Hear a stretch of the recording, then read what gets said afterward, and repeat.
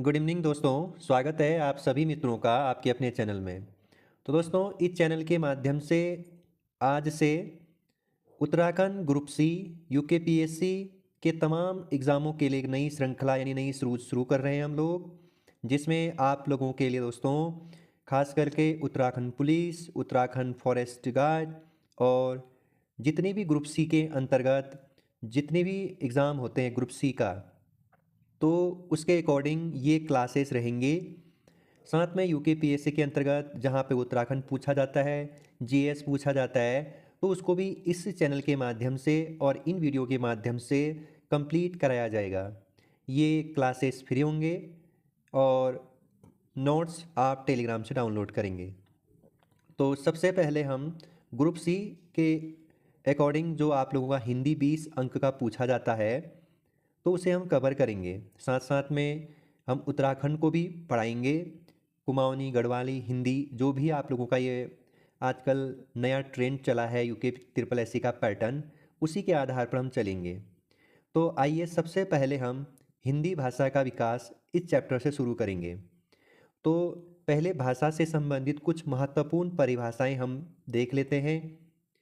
तो देखिए, भाषा उसे कहते हैं जिसके द्वारा हम अपने जो विचार होते हैं, जो भी हम बोलना चाहते हैं, उसे हम व्यक्त करते हैं। उसे हम क्या कहते हैं? भाषा कहते हैं। या फिर जिस माध्यम से हम अपने विचार को दूसरों के समक्ष बोल करके या लिख करके उन्हें समझाते हैं, और जो वो बोलते हैं उन्हें हम सुनते हैं, तो उसे हम क्या कहते हैं? भाषा कहते हैं। काफ़ी महत्वपूर्ण यह डेफिनेशन है। भाषा दोस्तों भाष से निकला है, ठीक है, इसे भी आप याद रखिएगा। तो भाषा के अंतर्गत इसके बाद आप कई बार एक शब्द सुनते होंगे, लिपि। लिपि किसे कहते हैं? तो भाषा को लिखने के लिए हम जिस आकृति के वर्णों का प्रयोग करते हैं, जैसे आप जो भी लिखते हैं, जैसे मैंने भाषा ही लिखा, भाषा को लिखने के लिए हम जिस या जिन वर्णों का प्रयोग करते हैं उसे हम लिपि कहते हैं। उसे हम क्या कहते हैं? लिपि। यानी लिखने की एक शैली, आप क्या कहेंगे? लिपि कहेंगे। कई भाषाओं की लिपि एक हो सकती है। कई भाषाओं की लिपि क्या हो सकती है? एक हो सकती है, जैसे हिंदी, मराठी, संस्कृत, नेपाली। इन भाषाओं की लिपि क्या है? देवनागरी। तो आपसे सीधे सीधे सवाल ये भी पूछा जाता है, हिंदी भाषा की लिपि कैसी लिपि है? देवनागरी लिपि है। दोस्तों, आप लोगों को ये अच्छे से सुनना है, ठीक है? नोट्स बाद में बनाना टेलीग्राम से डाउनलोड करके, पहले सुन लीजिए। उसी प्रकार किसी एक भाषा के दो लिपियां भी हो सकती है, ठीक है? एक भाषा की दो लिपि भी हो सकती है। कितनी लिपि हो सकती है? दो। जैसे पंजाबी भाषा को गुरुमुखी और शाहमुखी दो अलग अलग लिपियों में लिखा जाता है। आपसे सीधे सीधे सवाल पूछा जाता है, पंजाबी भाषा की लिपि इनमें से कौन सी है?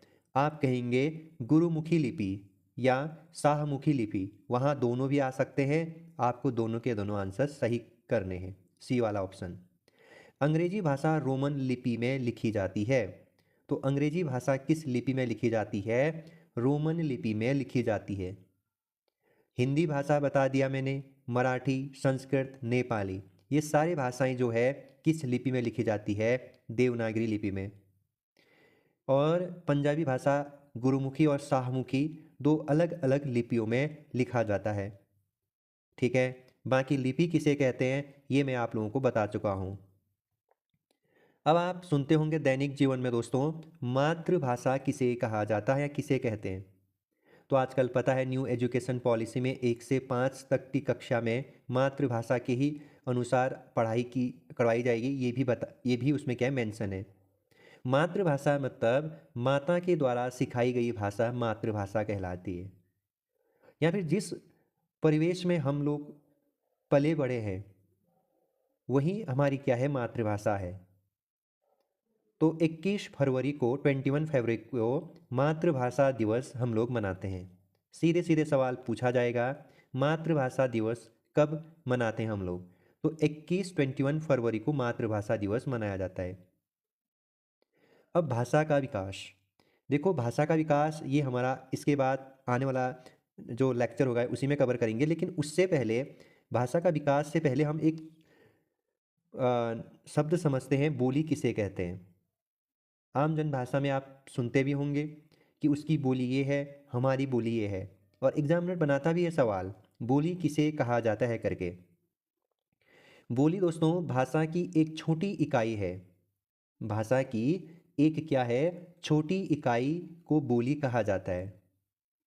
इसका संबंध ग्राम या कस्बे से होता है। जो बोली है इसका संबंध किससे होता है, ग्राम या कस्बे से बोली का संबंध होता है। इसमें देशज शब्दों का बाहुल्य होता है, मतलब जो बोली है इसमें ज़्यादातर देशज शब्द क्या होते हैं, प्रयोग। आप बोली को समझ गए होंगे तो आप सीधे सीधे अगर सवाल पूछा जाएगा बोली किसे कहते हैं, तो भाषा की एक छोटी इकाई को ही बोली कहा जाता है। अब ऐसे ही आपसे पूछा जाएगा कि क्षेत्रीय भाषा या फिर विभाषा किसे कहा जाता है। तो जो बोली हमने ऊपर पढ़ा उसी का क्या होता है, थोड़ा सा बड़ा रूप होता है। दोस्तों ये किसी उपरांत यानी प्रांत या मंडल में बोली जाती है। उपप्रांत में इनसे, जैसे कोई राज्य है उसके अंदर किसी मंडल में क्षेत्रीय भाषा बोली जाती है। इसमें कुछ साहित्यिक रचनाएं मिल भी सकती है। इसमें कई बोलियां या कई बोलियों के शब्द शामिल हो सकते हैं। ठीक है, तो आपको क्या याद रखना है, क्षेत्रीय भाषा क्या होता है कि जैसे कोई मंडल है ना, मंडल के अंतर्गत जैसे कुमाऊं, कुमाऊं मंडल है, तो कुमाऊं में बेसिकली कुमाऊनी भाषा आपने यहाँ सुना होगा या आपने बोली भी होगी वैसे गढ़वाली। ठीक है, अब आप पढ़ेंगे भाषा किसे कहते हैं।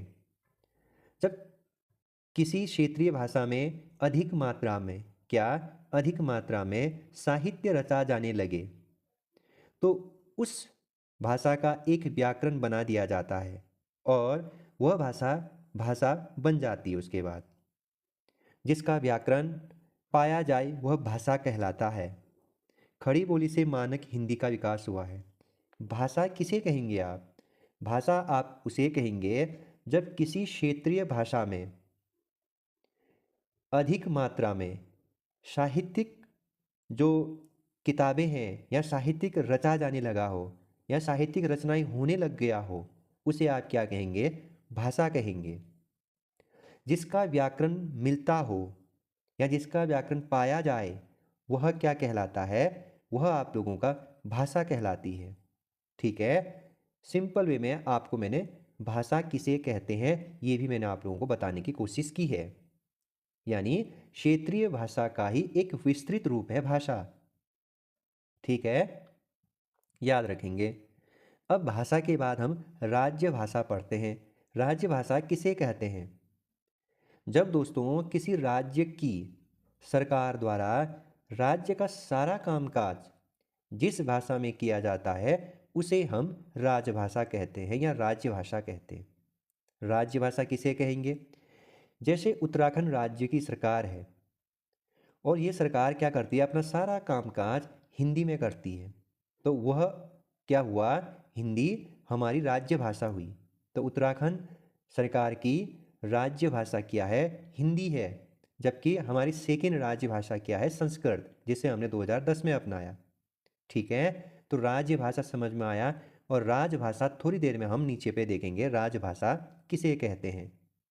राजभाषा दोस्तों किसी सरकार द्वारा, अब राज्य से ऊपर कौन है, सरकार है, केंद्र सरकार या देश की सरकार, किसी सरकार द्वारा सारा सरकारी कामकाज जिस भाषा में किया जाता है उसे राजभाषा कहा जाता है। तो राजभाषा क्या कहेंगे, जब एक पूरे भौगोलिक सीमा के अंतर्गत दोस्तों बोली जाती हो, बोली तो नहीं मतलब सारा सरकारी कामकाज जिस भाषा में किया जाता हो उसे आप राजभाषा कहेंगे। जैसे हमारे देश की राजभाषा क्या है, हिंदी है।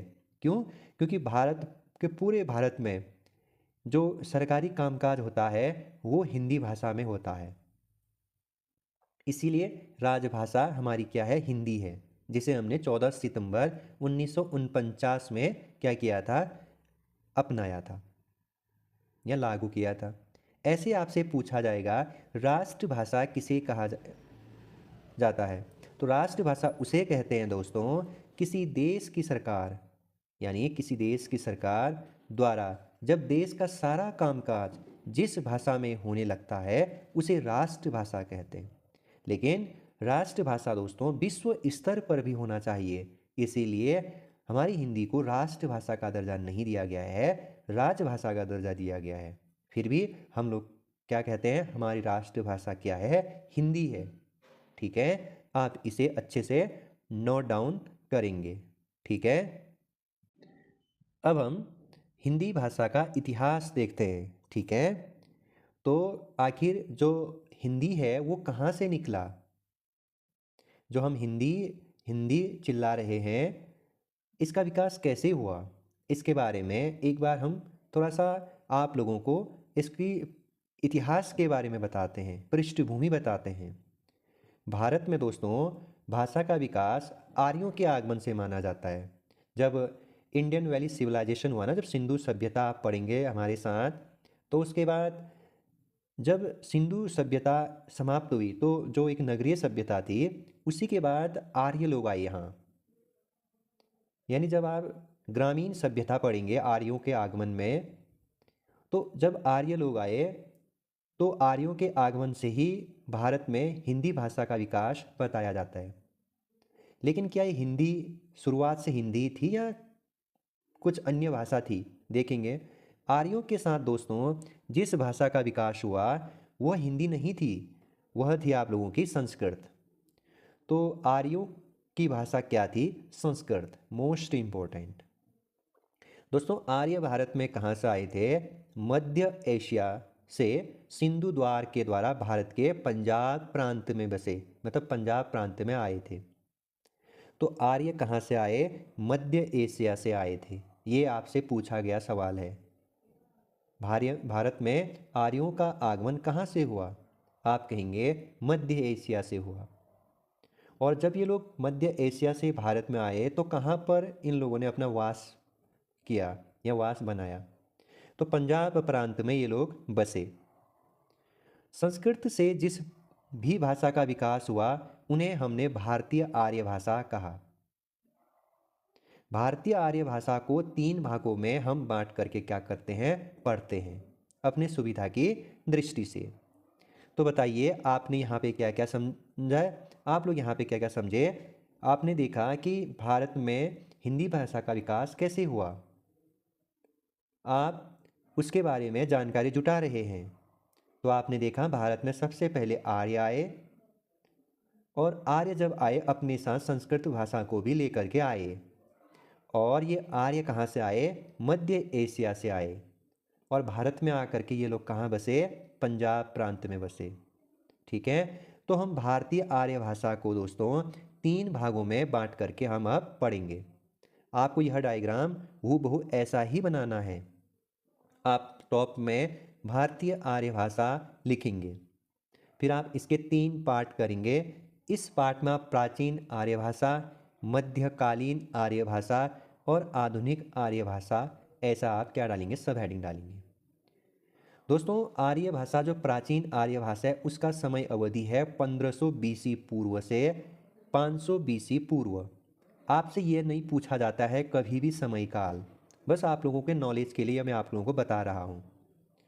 मध्यकालीन आर्य भाषा का जो समय अवधि है वो 500 बीसी से 11वीं सदी तक है, और आधुनिक आर्य भाषा 11वीं सदी से लेकर के आज तक की है।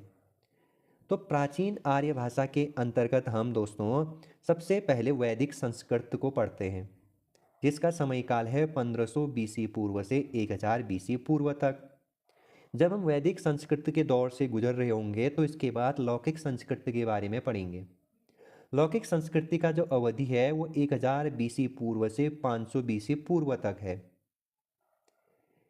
अब इसके बाद जब हम लौकिक संस्कृत को पढ़ लेते हैं तो अब हमारा स्टार्ट होता है मध्यकालीन आर्य भाषा।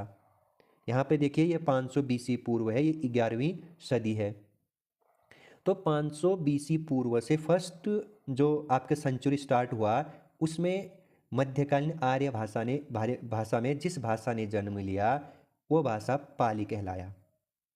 काफ़ी अच्छे से चर्चा करेंगे पाली, प्राकृत, अपभ्रंश किसे कहते हैं करके। हाँ, तो पाली के बाद प्राकृत ने जन्म लिया। प्राकृत का समय काल है फर्स्ट सदी से 500 बीसी तक, सॉरी एसी। तो प्राकृत के बाद आगे हम जब बढ़ेंगे तो अपभ्रंश पढ़ेंगे। ये आपसे सीक्वेंस से लगाए करके आते हैं, हाँ? पाली प्राकृत अपभ्रंश करके। तो अपभ्रंश का समय अवधि ये है यहाँ पे। इसके बाद अवहट्ट है। जब पाली प्राकृत अपभ्रंश, इसके बाद हम अवहट्ट के बारे में पढ़ेंगे। अवघट, कोई अपभ्रंश और अवघट्ट को एक ही समझते हैं, ठीक है। इसके बाद जब हम अवहट्ट को पढ़ लेंगे तो उसके बाद हम मानक हिंदी के बारे में जानकारी जुटाएंगे। जो आज हम पढ़ते हैं मानक हिंदी, जो हम आज लिखते हैं, उसका विकास कैसे हुआ, हम इसी के बारे में एक बार पृष्ठभूमि के बारे में देख रहे हैं, किस तरीके से इस हिंदी ने जन्म लिया। दोस्तों, आपको डिटेल से पढ़ना चाहिए कोई भी सब्जेक्ट। मैं चाहता तो ये ऊपर ऊपर ही पढ़ा करके चले जाता। आपको यह डायग्राम ऐसा ही बनाना है। बाय द वैदिक संस्कृति का टाइम पीरियड पूछा जाएगा तो क्या करेंगे आप? तो आपको 1500 बीसी पूर्व से 1000 बीसी पूर्व तक आपको यह टाइम ऐसे ही याद रखना है, ठीक है। अब जो मैंने यहाँ पे लिखा है ना, प्राचीन आर्य भाषा, मध्यकालीन आर्य भाषा, आधुनिक आर्य भाषा, अब थोड़ा सा इसके बारे में एक बार हम चर्चा कर ले जाते हैं, फिर चैप्टर यहीं पे समाप्त करूँगा। प्राचीन आर्य भाषा किसे कहा हमने? दोस्तों, मुख्यतः संस्कृत जो भारत में प्रचलित हुई, सबसे पहले जो संस्कृत भारत में प्रचलित हुई, उसी संस्कृत को हमने प्राचीन आर्य भाषा कहा है, ठीक है। तो प्राचीन आर्य भाषा किसे? तो दोस्तों, जो संस्कृत भारत में सबसे पहले प्रचलित हुई, उसी संस्कृत को प्राचीन आर्य भाषा कहा गया। इसे हमने दो भागों में बांटा है, एक वैदिक संस्कृति और एक लौकिक संस्कृत। वैदिक संस्कृत किसे कहते हैं? मूल संस्कृत को वैदिक संस्कृत कहा गया है, यानी जो मूल संस्कृत है उसी को वैदिक संस्कृत कहा गया है। और वैदिक संस्कृत में ही दोस्तों वेद, पुराण और उपनिषद आदि की रचना की गई है। आपसे सवाल पूछा जा सकता है, वेद, पुराण, उपनिषद और ग्रंथों की रचना, इनमें से किसकी रचना लौकिक संस्कृत में हुई है? तो जो मैंने लास्ट में बोला ना, ग्रंथ या ग्रंथों की रचना लौकिक संस्कृत में की गई है, जबकि वेद है, पुराण है, उपनिषद है, इनकी रचना वैदिक संस्कृत में की गई है, जो मूल संस्कृत थी। लौकिक संस्कृत वैदिक संस्कृति का ही आप कह सकते हो सरलतम रूप। जो मौखिक था, लौकिक संस्कृत कहलाया। लौकिक संस्कृत में जो लोगों के द्वारा वैदिक संस्कृत का सरलतम रूप में ढाला गया और मौखिक तरीके से उसका प्रेजेंटेशन किया गया। लौकिक संस्कृत में ही ग्रंथों की रचना की गई है दोस्तों। ओके, आप इसे अच्छे से याद कर लीजिएगा, भविष्य में एग्ज़ाम काफ़ी टफ होने वाला है, ठीक। अब हम मध्यकालीन आर्य भाषा को पढ़ते हैं।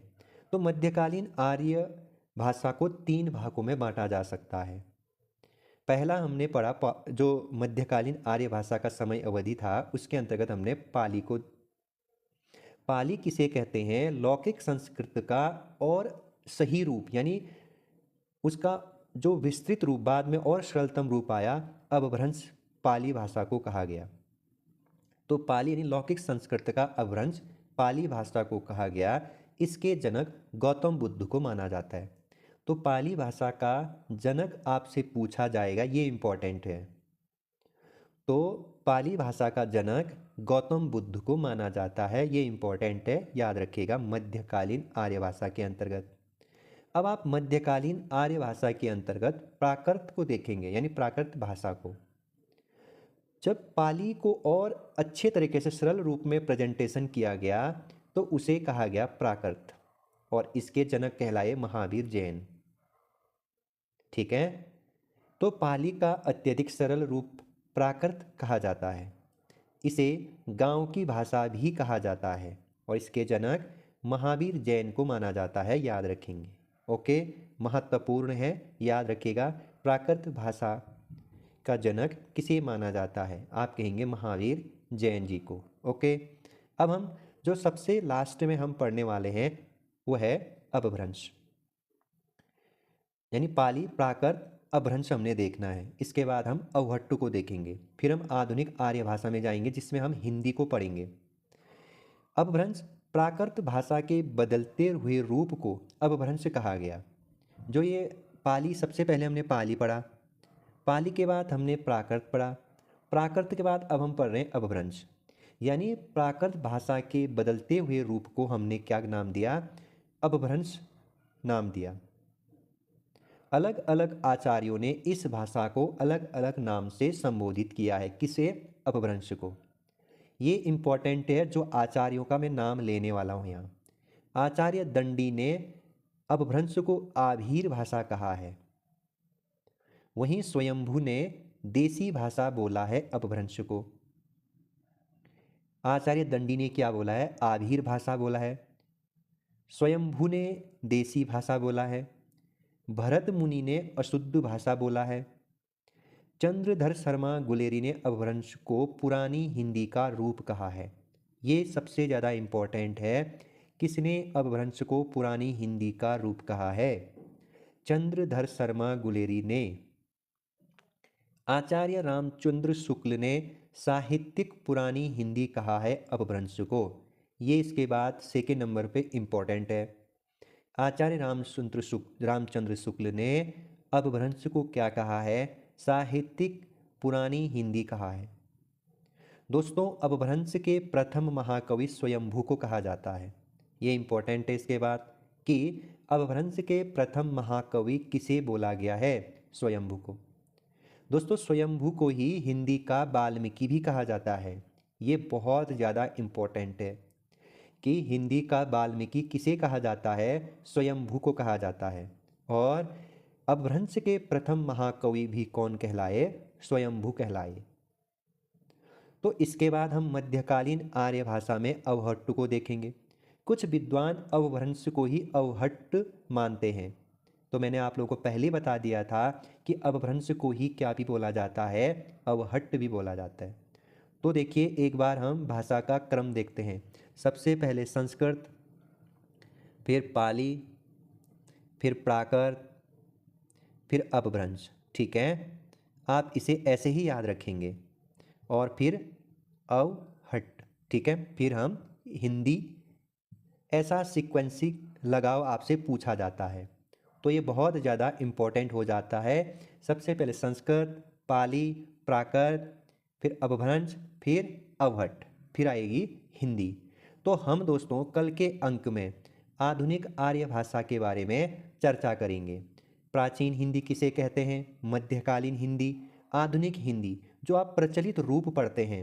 ठीक है, और जो प्रचलित रूप आज आप लोगों को दिखता है, तो हम कल इसके बारे में चर्चा करेंगे। और हम कल जो हिंदी की 5 उपभाषाएं, भाषा की जो 5 है, और बोलियों पे भी हम कल चर्चा करेंगे। ठीक है, 5 उपभाषाएं हैं, 17 जो बोलियां हैं, उस पे हम डिटेल से कल वाले एपिसोड में चर्चा करेंगे। तब तक के लिए अपना ख्याल रखिएगा, अपने परिवार वालों का ख्याल रखिएगा। धन्यवाद। बाय बाय दोस्तों।